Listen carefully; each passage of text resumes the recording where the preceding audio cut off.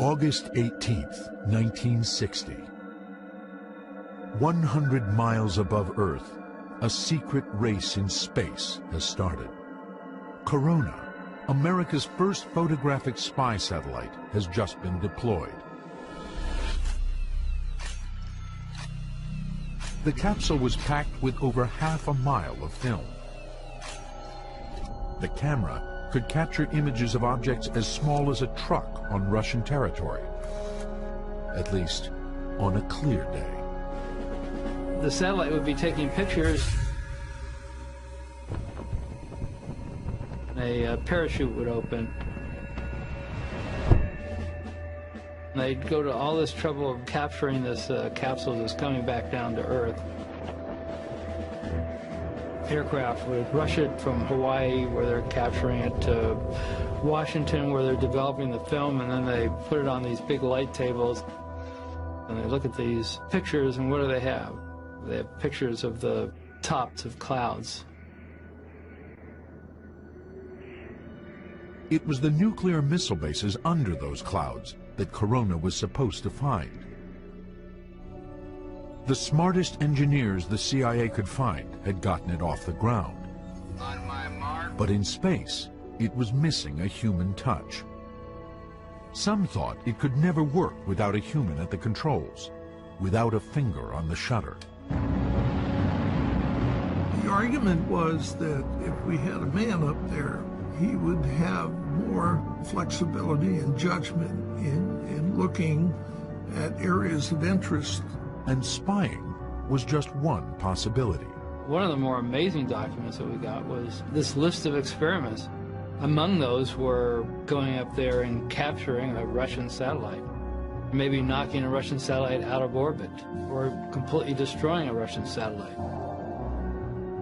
But the risk of launching astronauts on covert missions to space was enormous. Any attempt had to be kept completely secret. Only a handful of people know what really happened. You just couldn't tell anybody about it. Nobody. I didn't tell my wife anything. I wasn't allowed to. The program is still classified. Nobody's ever told us it wasn't.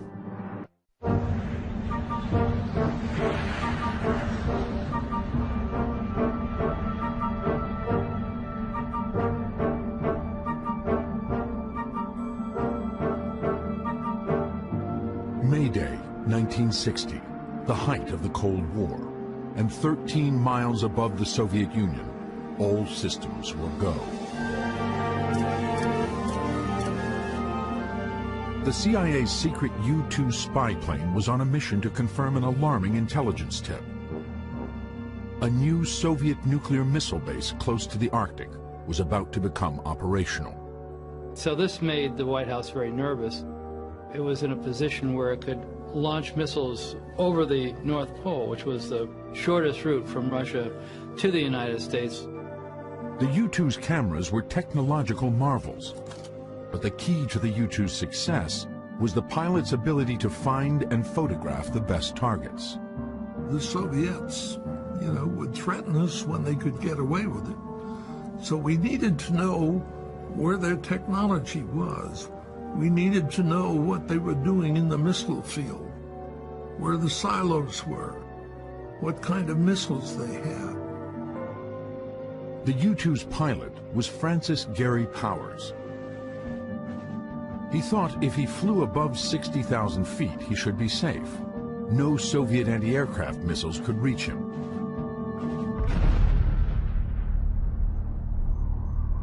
He was wrong. When Gary Powers was shot down, the president said, no more U-2 overflights. So that put the United States in a very bad position. We had these U-2s and we couldn't fly them over the Soviet Union. You don't want to cause a provocation and you don't want to be shot down. What's the answer? Well, you go up into space. This is Mercury Control. The countdown is now T-minus. Launch Complex 5-6 at Florida's Cape Canaveral is a monument to the early days of space exploration. 3, 2, 1, 0.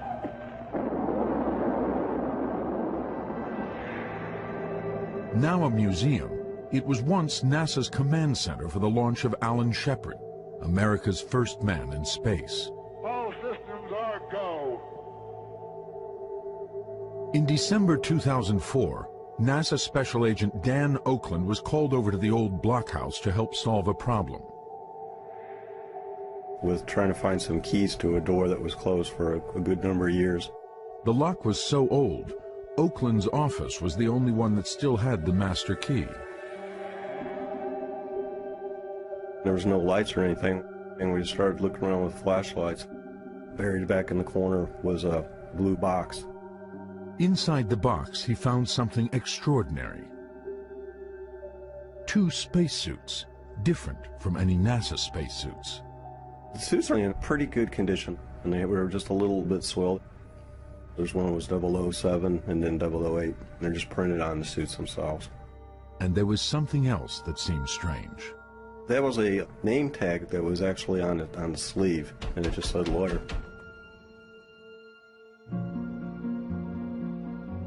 I've been following space and espionage for a long time, and after I heard the story of Dan Oakland finding these spacesuits, I thought it was extremely interesting.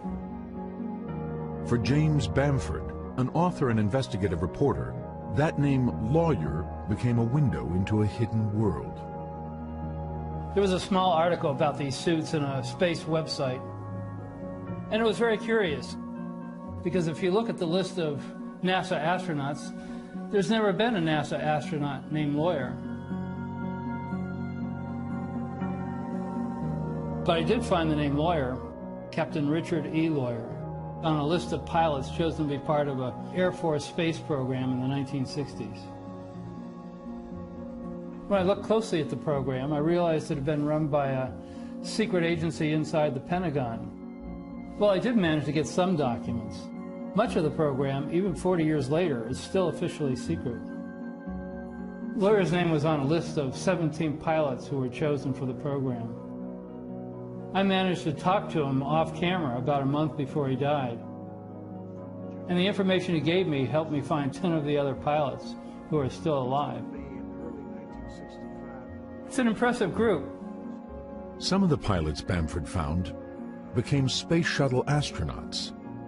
Vice Admiral Richard Truly even became the head of NASA. Lieutenant General James Abramson was put in charge of President Reagan's Star Wars program. General Robert Harris would become vice chairman of the Joint Chiefs of Staff. None of them has ever talked publicly about the secret that ties them all together. An Air Force program called MOLE. It's one of the great untold stories of the Cold War.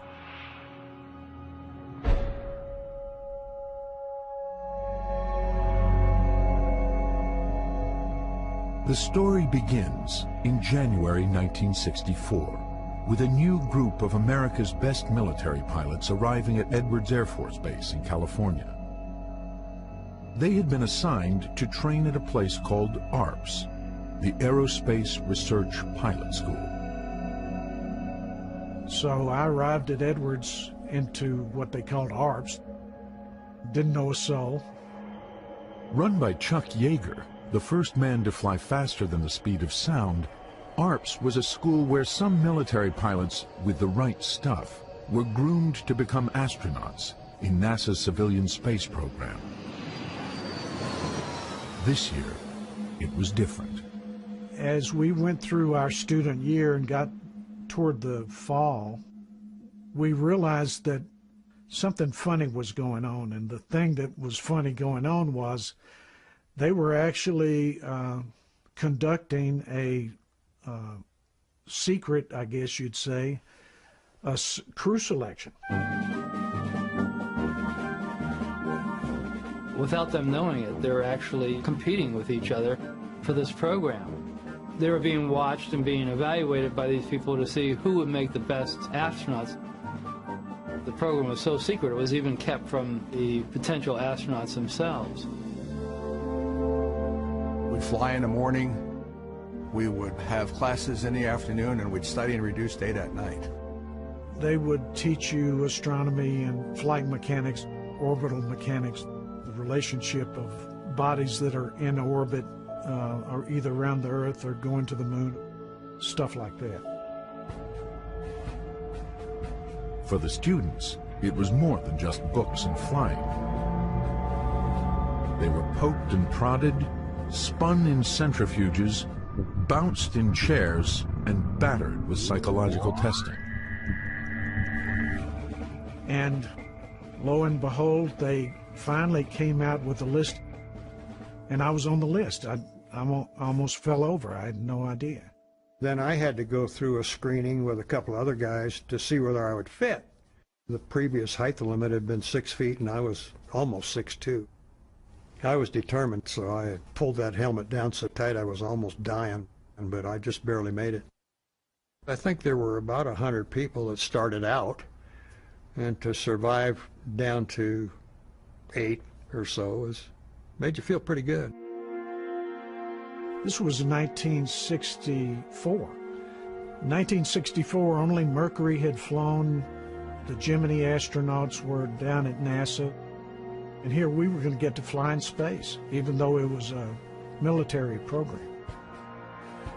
So we were sitting on the top of the anthill. And they finally did tell the people that they selected, but they only told them a cover story. They didn't tell them the real story about what they were being selected for. What they told them was that they were just going to go up to space and do experiments. Unlike U-2s or spy satellites, launching man into space just couldn't be kept secret. So a decision was made to call it a laboratory and to try hiding the project by putting it in plain sight. Ladies and gentlemen, the President of the United States. President Lyndon Johnson announced the program and gave it a plausible cover story, something that Americans, if not the Russians, would possibly believe. Good morning, ladies and gentlemen. I am today instructing the Department of Defense to immediately proceed with the development of a manned orbiting laboratory. This program will bring us new knowledge about what man is able to do in space. The cover story was that the Manned Orbiting Laboratory, or MOLE, would be a space station crewed with 2 military astronauts for 30-day missions. During that time, they'd perform routine experiments on themselves and test their ability to do military tasks in space. There was no mention of an operational mission, nor any hint of espionage.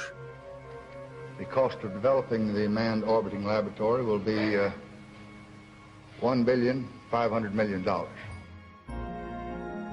It took 3 more months until the crew was finally told their real mission. And that day really was an amazing day. We got briefed into the program as to what it was about. The MOLE was actually an orbital spy station, equipped with a camera the size of a car. It would fly an orbit that would give maximum coverage to Russian targets. And the crew were no longer going to be astronauts. They were going to be astro spies. In essence, they're going to become the successors to Francis Gary Powers, basically. They're going to be the people who are going to be flying over Russia now. I think everybody was tickled. I mean, it was something that we really thought would contribute. We weren't going to go check how the African flute fly worked under zero gravity. You know, we're going to do something worthwhile, okay, that we thought was worthwhile. Before, I was going to go play with something. I wasn't really impressed by that. But now we were going to take pictures and blah, blah, blah, blah. The argument was that if we had a man up there, he would have more flexibility and judgment. The plan was to launch a 2-man Gemini capsule atop a 56-foot-long laboratory module. In orbit, the crew would unlock a hatch cut into the capsule's heat shield and crawl through a narrow tunnel into the pressurized crew compartment. Inside, as seen in this newly discovered government film, the astrospies could look through a viewport and observe and photograph high-priority targets in Russia and elsewhere. When the 30-day mission was completed, the Astrospies would return to Earth in the Gemini capsule, leaving the laboratory module to deorbit and burn up in the atmosphere. With their highly classified mission in hand, the Astrospies disappeared into a hidden world. The only people you could really communicate with about what you were actually doing were people within the program office. When we traveled, we didn't identify ourselves as MOL or crew members or anything else. And I think once in a great while we traveled on ID that identified us as somebody else. We didn't go around tell everybody, knock on everybody's door and say, hey, I was an astronaut. Although we did have a joke in the program that one day there was going to be a little article back on page 50 of the newspaper that said, an unidentified spacecraft launched from an unidentified launch pad with unidentified astronauts to do an unidentified mission. That's the way it was. But despite the carefully crafted cover stories, despite all the safeguards, half a world away, the Russians were carefully watching and listening, and they didn't believe a word. We had some information about the MOL program from open and closed channels. We had our sources. These guys in Russia were smart. They could look at MOL, they could see sort of the general systems layout, and they could tell you, well, this is for something much more serious than simply applied military experimentation. Russia was being surrounded by a network of American nuclear missile bases, and we needed information on the location of these bases. Reconnaissance from outer space was absolutely necessary. We faced the problem of how potential targets could be identified and located. That's how the Almaz project was born. In Russian, Almaz means a diamond in the rough. Almaz was the code name for the Soviet spy ship, a code name that could never be spoken. Almaz was a state secret, a spacecraft the Soviets hoped would dwarf the American MOL. It's not just a satellite or a spaceship. It's a whole complex, a whole system that consisted of a number of elements. Its overall weight was about 20 tons. We're talking about two massive, 20-ton spaceships in space docked to each other, cosmonauts photographing the Earth, perhaps even doing some sort of battle simulations. And it wasn't just going to be bigger, it was meant to be better. Unlike the MOL, Almaz was designed to stay in orbit for years at a time. Supply ships would ferry cosmonauts and equipment back and forth on a regular basis. The Soviet Union at that time was ahead in many ways. We launched the first satellite. We had the first spacemen, so we believed we were ahead of everybody. Almaz and MOL were, in some sense, kind of the shadow space race. It was the one without the parades.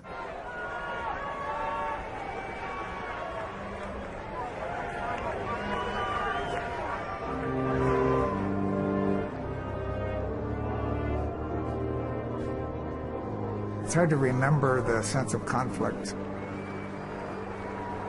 The Russians were the enemy. They really were. And the game became, we need to beat the Russians into space. During the heart of the Cold War, we thought of this big Russian bear as being all-powerful and all-knowing. I was always afraid that they were ahead of us quite a bit. You can see the timelines of these two programs, and they're very much close.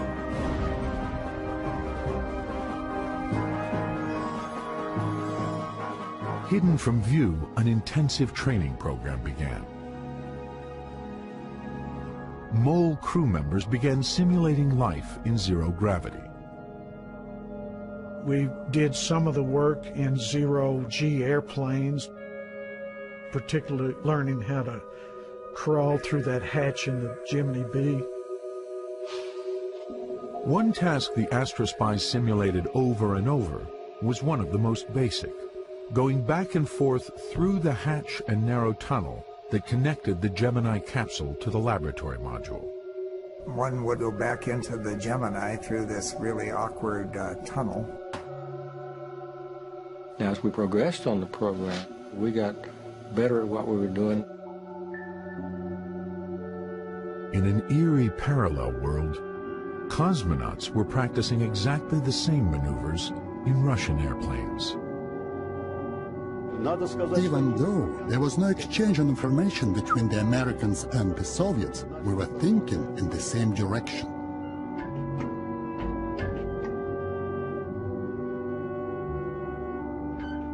We also had a special hatch linking the main unit of the orbital station to the return capsule. To simulate life on board the Almaz, Russian designers built underwater tanks with a mock-up of the spaceship. There, planners had more time to study complicated maneuvers, like loading film capsules into the station. Half a world away, the Americans had developed the same solution. Former test pilot Bud Evans was put in charge of designing the underwater training program. In the airplane, when you reached 0G, and you had maybe 40 seconds to maybe a minute, 15 seconds at the most. So you really couldn't get a timeline on how long it would take somebody to do a task. And following that, we went full bore on simulating the MOL astronaut's task underwater. They created an undersea training facility off Buck Island in the Caribbean. Underwater, they dropped this very large mock-up of the MOL spacecraft. In film that has never been shown publicly before, you can see MOL crew members first putting on scuba gear, then donning their full spacesuits.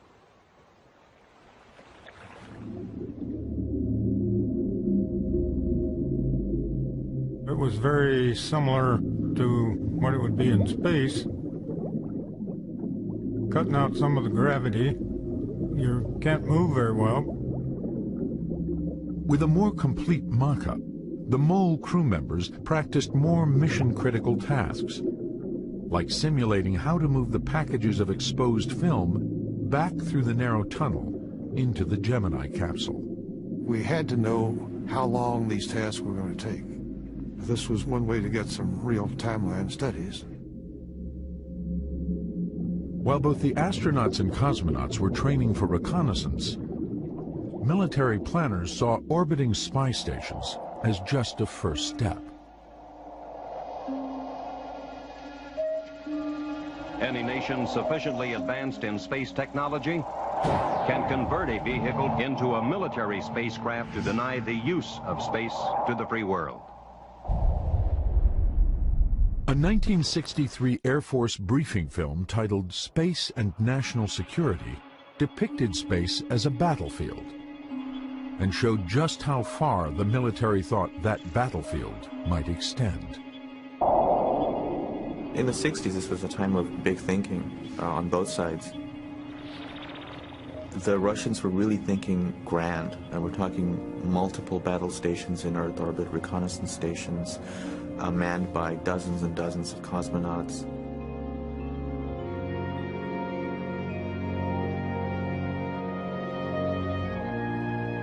One of the more amazing documents that we got was this list of experiments that were going to be used on the MOL. Among those were things that would be considered outrageous today, going up there and capturing or stealing a Russian satellite, going up there and maybe knocking a Russian satellite out of orbit, or completely destroying a Russian satellite. Of course, we did realize that the Americans tried to develop the satellite interceptors and killer satellites. So we decided to develop a special cannon that was placed on the orbiting station. We just wanted to test and see how it worked in outer space. If somebody wanted to inspect or even attack the Almaz, we could destroy it. But first, engineers and designers from both sides had to contend with some fundamental laws of physics, so that astro spies could monitor enemy territory from 100 miles in space. It's a mystery to most people who haven't flown in orbit, what it's like trying to look at the ground as it's going by when you're going 18,000 miles an hour. Just looking out the window with normal or the equivalent of 20/20 vision, you could see tankers, oil tankers in the Gulf of Oman. They looked about that big. You couldn't see anything smaller than that without magnification. The magnification system developed for MOL was the state-of-the-art in optical engineering. The camera system and optics, an advanced set of folded mirrors tucked into the station, were so far ahead of their time that a nearly identical configuration is still in use today. So if you picture a Hubble Space Telescope, this huge bus-size telescope in space, pointed out at the stars, if you just turn it around and point it towards Earth, that would be the KH-11. We had very high resolution. For photo analysts, it is all a question of resolution. The higher the resolution, the smaller the object you can see on the ground. Extraordinarily, the MOL's camera was designed to spot objects as small as 3 inches. The 3-inch resolution was pretty critical to providing our people with the technical details of what the threat was and what the capability was. The goal of people who do reconnaissance has always been to get the highest resolution. But it's a trade-off. Tighter you get the picture, the better resolution you get, but the less coverage you get. What you really need is to be able to look at a big scene and say, oh, there's something interesting I really need to look at over there. Inside a MOL training simulator, joysticks could zoom the lens both in and out and from side to side. A wide-angle viewfinder could spot targets at the very edge. We had optical eyepieces to look through with ways to point the line of sight, and they had photographs simulated to give you something to look at, to test your ability to zero in on a point of interest quickly and accurately. The camera system was a huge engineering challenge. It required great precision while the target was in motion and the station was orbiting over the poles. They're trying to take a picture of something on Earth. As the Earth is going around on its axis at 1,000 miles an hour, and they themselves are traveling around the Earth at 17,500 miles an hour. It was an extremely difficult scientific task to try to create a camera system that could take a very accurate picture, knowing that everything is moving at a different relationship to each other. In both countries, engineers struggled to create rudimentary motion tracking systems. We had other devices for reconnaissance, but we needed to create a control system that could fix the camera on the targets to avoid blur.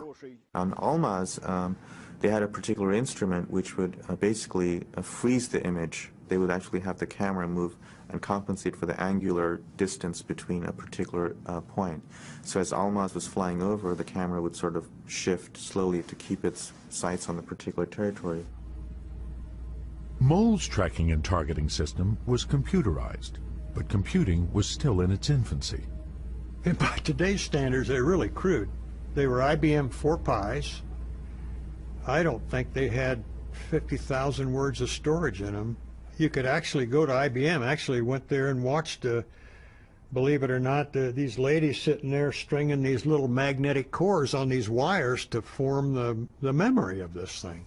You've got more on your cell phone probably than they had in those computers.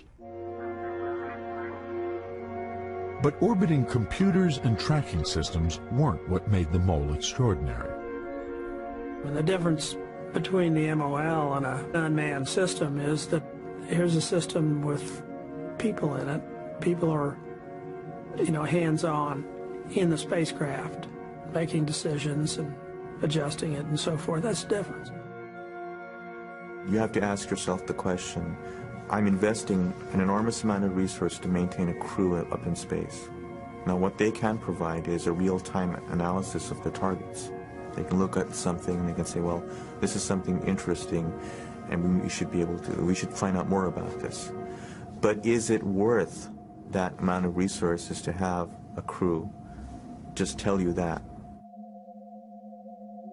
The MOLE program to put human beings in orbit was going to cost more money because everything had to be man-rated. There had to be safety features. It's extra weight.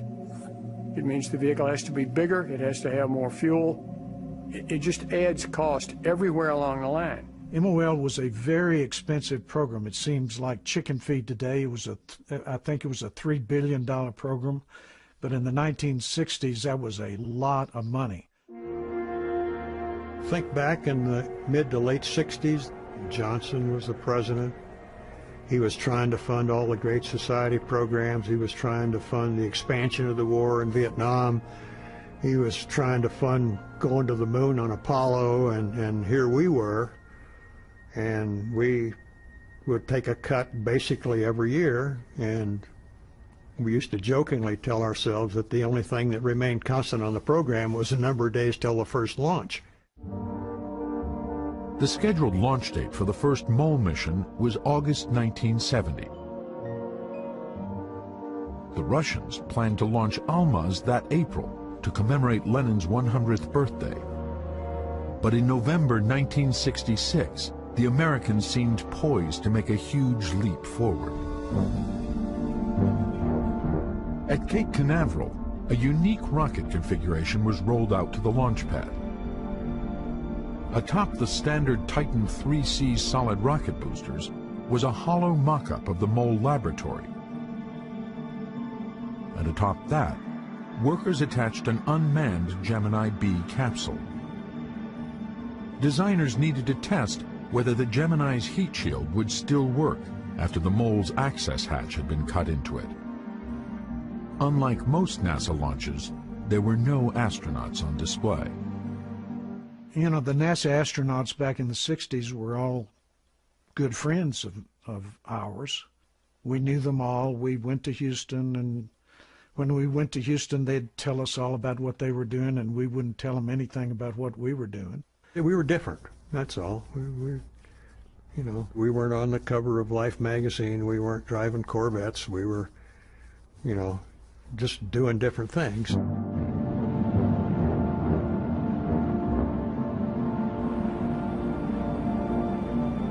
At 8:50 on November 3rd, the MOLE program literally got off the ground.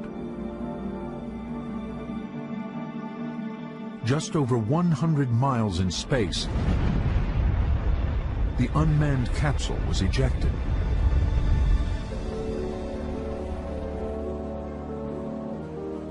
U.S. Navy ships recovered it 5,500 miles out in the Atlantic. The capsule was intact and proved that pilots could survive re-entry. But surviving their training program was another question. Major Robert Lawrence was one of the final crew members chosen for MOLE. He was one of the Air Force's best pilots. He had a Ph.D. in chemistry, and he was the first African-American selected to be an astronaut. Bob was such an excellent pilot that the idea of him having an accident really had never entered my mind. They were doing a simulated shuttle approach in an F-104, which was a very difficult maneuver. I think Harv Royer was flying the airplane. And he just misjudged a second or two, and that's all you had. And I think they got too low, pulled out too late, actually hit the ground hard, bounced in the air, and as I understand, the airplane rolled. And Hoyer managed to, they both ejected. Hoyer survived the ejection and Bob didn't.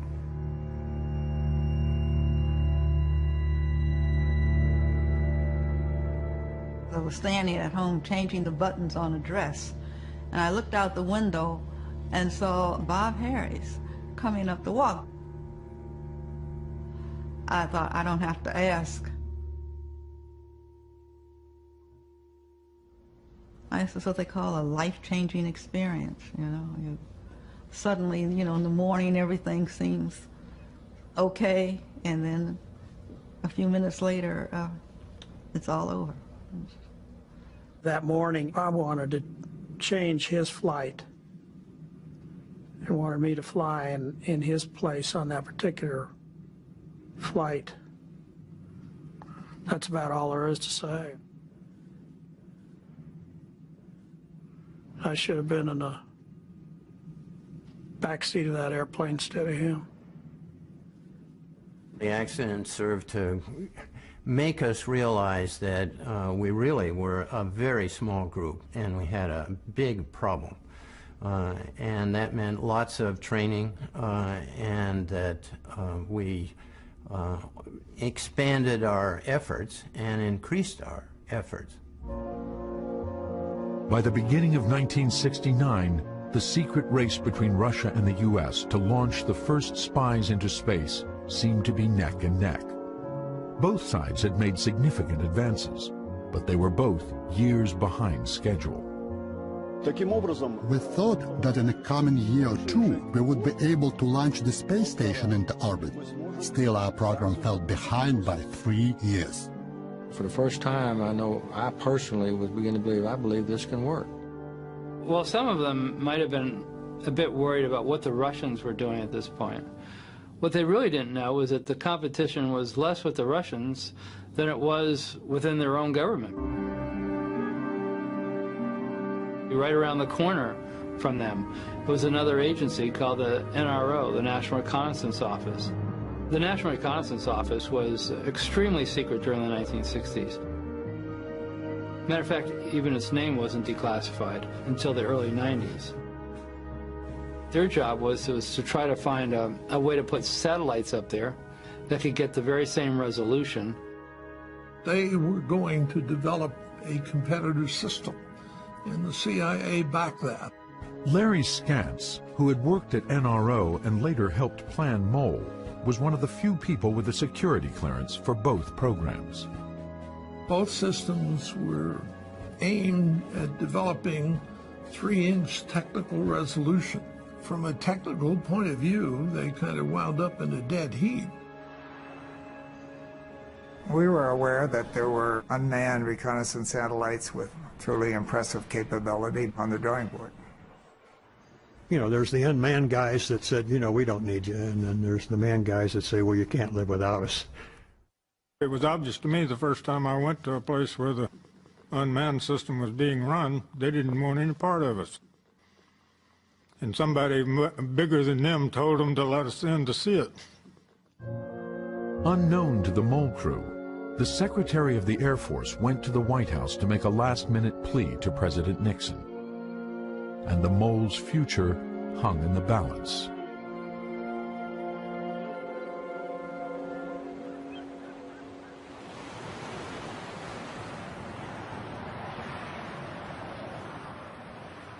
For Hank Hartsfield, the morning of Tuesday, June 10th, 1969, was like any other. I jumped in my little MG, and as usual, I had a little plug in my ear to listen to the local news, and was happily driving down 405. They came in with an announcement. This morning, the Manned Orbiting Laboratory has been canceled by the Department of Defense. Holy cow, what's going on here? And there was 2 news stations. I switched to the other one to see if the story would be any different, and it wasn't. I was in a meeting arguing with an engineer, and I felt this tap on my shoulder, and I looked around, and it was Mac. And I looked in his eyes, and he said, real low, nobody else in the room heard him, he said, the program's canceled. And I turned around to this engineer that I was arguing with, and my mind was blank. I didn't know what we'd been talking about. What happens to the 14 astronauts now who've been training for lengthy missions? Well, they'll find, I'm sure, appropriate assignments elsewhere. They're a very good bunch of boys, and I'm sure they'll have many opportunities to use this experience in their furtherment of their careers. Okay, sir. Thank you. The end of the MOLE program turned out to be as low-key as its beginning. 6 weeks later, the world focused on man's role in space, but they were watching Neil Armstrong step foot on the moon. Oh, that looks beautiful from here, Neil. It has a stark beauty all its own. The world was unified at that point, and I think everybody was happy that a human being had landed on another planet. By the same token, I would say that I still cry at night a little bit about not getting to go. The Americans had just landed on the moon in 1969, which was probably the greatest event in the history of space exploration so far. The Russians had completely been upstaged. They'd lost the moon race. So Dmitry Ustinov, who's basically the effective head of the Soviet space program, demands something to respond to this. This is what the Russians came up with. This is the spy station called Almaz. 13 years in the making, the sole remaining capsule is locked away in a warehouse on the outskirts of Moscow. It is a closed facility, a place foreigners are still denied access. Nova's cameras were allowed inside, but only with a Russian camera crew. The Almaz capsule was divided in 3 sections. One section was the crew quarters, a rudimentary bed, a table where cosmonauts could sit and prepare food, a tank to sip water from. Another section was mainly taken up with the sensors. Largest among them, the Agat camera, weighing more than 2 tons, with 6-meter mirrors folded inside. And in the middle, the operations module, where astrospies could zoom down to almost any point on Earth. To show them where they were, a simple globe that depicted their point in orbit. A screen they could look at that showed them a 100-kilometer panorama of the world below. In front of that screen, a viewfinder that could zoom in to 100 meters. We could see details that were half a meter long from 250 kilometers in outer space. For example, we could see the make of the car, if it's a Ford or Toyota. The entire station was gyroscopically controlled, designed to pivot as it passed over its target, so that when the shutter was triggered, the pictures wouldn't be blurred. And on the outside of the station, a first for manned spaceflight. A weapon, a 23mm cannon that could fire on an enemy satellite that might be flying too close for comfort. In June 1974, all of this was loaded on top of a giant Proton rocket and rolled out to the Baikonur launch site. The Almaz capsule was covered with a shroud, so American reconnaissance satellites couldn't photograph it.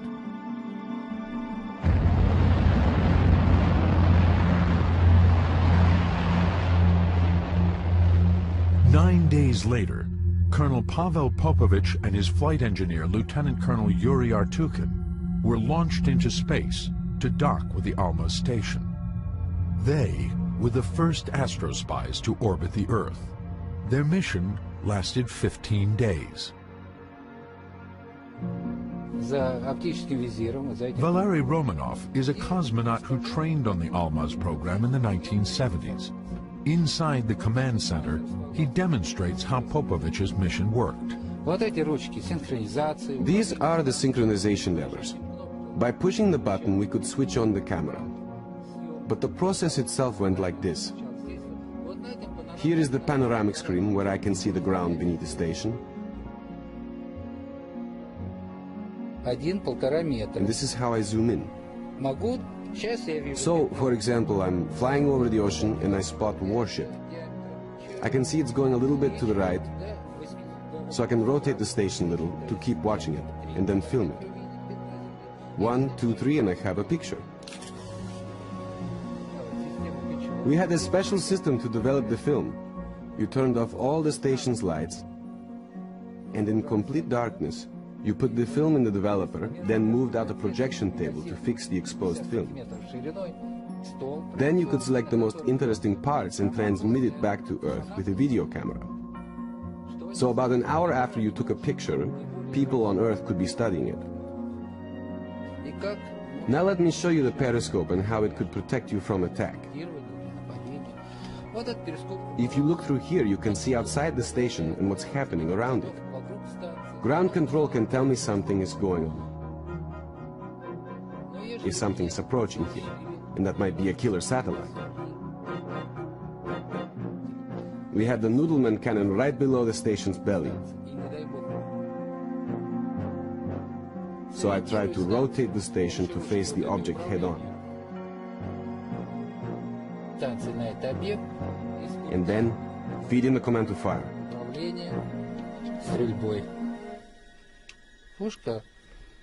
Fortunately, that never happened. We were afraid about what would happen to the station if we fired the cannon, so we never tested it with the men on board. But after the crew left, we fired the cannon by remote control, and the station survived the intense vibration. Subsequent missions to the Almaz seemed star-crossed. On 2 missions, cosmonauts failed to dock with the spy station and returned to Earth empty-handed. On the 3rd attempt to reach Almaz, things got worse. The cosmonauts docked successfully and entered the Almaz. But on their 42nd day in orbit, as they passed over the dark side of Earth, the station's electrical system suddenly shut down. Alarms sounded, and the station was plunged into darkness. Out of radio contact and drifting in space, the cosmonauts struggled for 2 hours to bring the craft back to life. When power was restored, the frailty of man in space became clear. The flight engineers suffered a breakdown and began experiencing audio hallucinations. No medicine on board could help. 6 days later, the cosmonauts were ordered back to Earth. In February 1977, Viktor Gorbatko, a Soviet Air Force colonel, was the last pilot to command Almaz.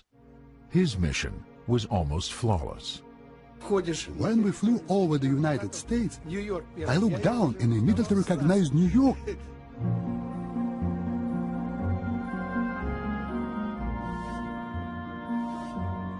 We could see human beings on the streets. I would say we could see objects about 1 meter in size. I had enough time to count planes on the ground when we flew over military bases. We just had to shoot film of any weapons we could spot. That was about all we had to do. Circling the Earth every 90 minutes, he said the Almaz orbit was useful not only for spying on the U.S., but also on its allies. Our main assignment with the Agat system was to film ships and planes on the other side. There was some military tension in Israel, so we had to count how many planes they had. To Colonel Gorbatko, there was a big difference between space espionage and space wars. My mission has a peaceful character. We didn't shoot, we just took pictures. So we were space spies. That would be a good title for a movie. But far below, in Moscow, senior Kremlin officials were asking the same question their American counterparts asked 8 years before. Was this really worth the effort and the risk? One of the biggest ironies here was that the Russians probably felt that they won, but in the end it was a hollow victory because they ended up basically coming to the same conclusion. It just took them about a decade longer. On February 25, 1977, at 9:21 a.m. Moscow time, Colonel Gorbatko undocked from Almaz and descended towards central Kazakhstan. He and his partner would be the last astro spies. After 13 years of extraordinary effort by scientists from both sides, with billions of rubles and billions of dollars spent, only 5 missions had been launched, all by the Russians, and just 2 of those were deemed a success. For all the effort, astrospies had managed just 81 days in orbit. In the end, it came down to a competition of man against machine. and Machine 1. I absolutely think it was a premature decision to close down the program. They insist the space station without the pilots are more efficient. I would insist that is wrong. I thought it was a good program. I think we could have done something really worthwhile. It was aborted prematurely as far as we were concerned. I think it was positive. I'd like to think, and I believe I'm correct, that we had a positive influence on the way things would be going in the future. 2 months before the last Russian cosmonaut left the Almaz, America's National Reconnaissance Office successfully launched its first KH-11 unmanned spy satellite. Said to be capable of capturing images with 3-inch resolution, but using video sensors instead of film. This was the digital age of espionage. This was what had rendered America's astrospies obsolete before they ever flew.